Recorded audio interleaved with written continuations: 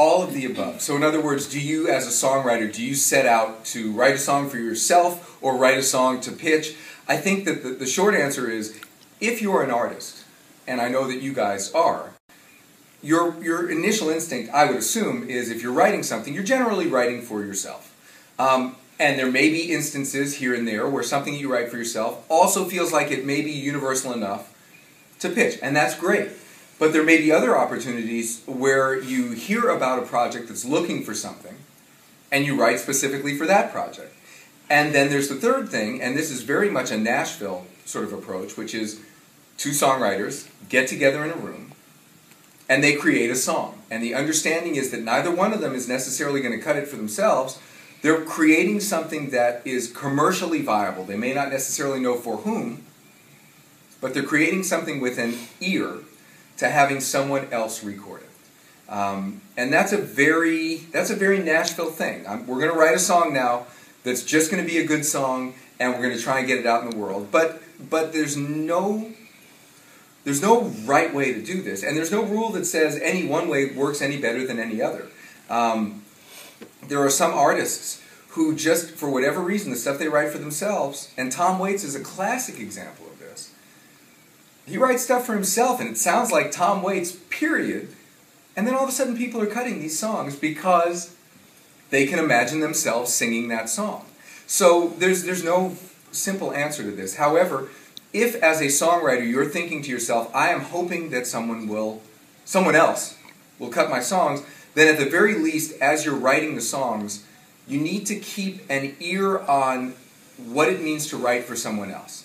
And what I mean by that is, put yourself in the position of an artist who would want to cut your song. And a couple of things you want to ask yourself are, one, how does this make me look as the artist? So for example, if you're writing for yourself, and you know who you are, and maybe part of your shtick as an artist is that you have sort of a darker personality, okay? So you're writing a song that kind of paints you in a little bit of a darker light, an evil, or whatever the case may be, right? What is the likelihood that another artist is going to want to paint themselves in that kind of a light? I would say it's probably slim.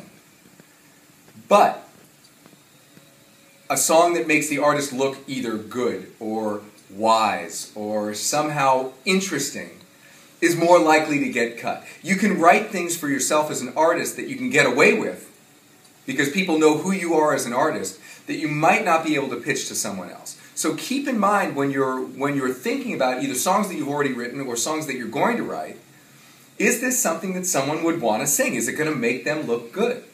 And secondly, and just as important, can they learn the song? Is this a memorable song? There's a tendency as a songwriter to want to write something that's never been written before, and sometimes that translates to really complicated. And that's fine for you as an artist because that may be part of your overall deal. But generally speaking, really complicated songs are hard to get cut by other people because they're really hard to learn. So, I mean, there's a reason that commercial songs are generally pretty easy to learn. And it's because if they're easy for the audience to learn, they're easy for the artist to learn. Hence they learn them and they cut them and they put them out there. So all things to kind of consider as you're writing for someone other than yourself. And it's stuff that on one level seems obvious, but songwriting is a pretty personal process. So it's easy to kind of forget that along the way. You know, if you're going to write for someone else, imagine them hearing the song for the first time and thinking to themselves, oh yeah, I can see myself doing that. That feels like me, or that feels like something that makes me look interesting or witty, or someone with great insight, that kind of thing.